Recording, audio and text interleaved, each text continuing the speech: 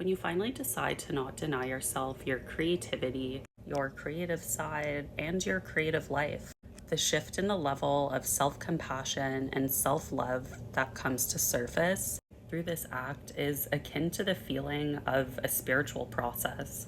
Even if it feels like murky, dark waters most days, when you pour into your creativity, whether it's painting, dancing, foraging in a forest, writing, whatever it may be, when you do not deny yourself that inner creativity that wants to come out, self compassion slowly starts coming to the surface, slowly followed by self love. By listening to those inner voices and letting that creativity flow, is like finally letting your creativity be free that's been held captive for so long.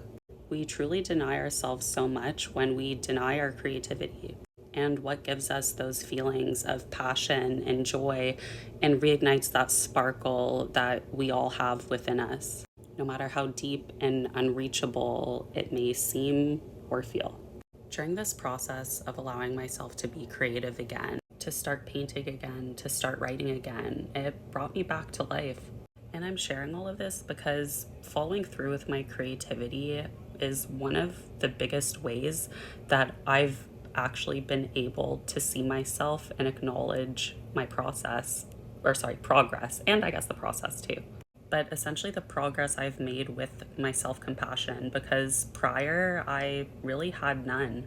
I actually always painted and drew and whatnot, but really painted ever since I was young, on and off. And a few years ago, I did start painting again, took it more seriously. I took classes, and many of my paintings, I actually ended up destroying myself because of the overwhelming feelings of how horrible they were, how bad they were, and just the horrible negative self-talk I had, as well as the lack of like any self-compassion or self-love for anything that I created.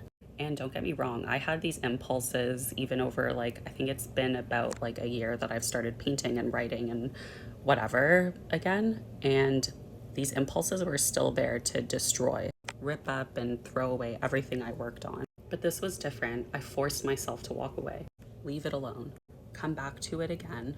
I poured into my creativity, and those feelings of wanting to destroy my art is now gone. And it's because I chose to listen to my inner creative voice and not the outside voices that have made themselves inner ones. I encouraged myself to find beauty in the small elements of the painting, even if when I looked at it as a whole, I hated it.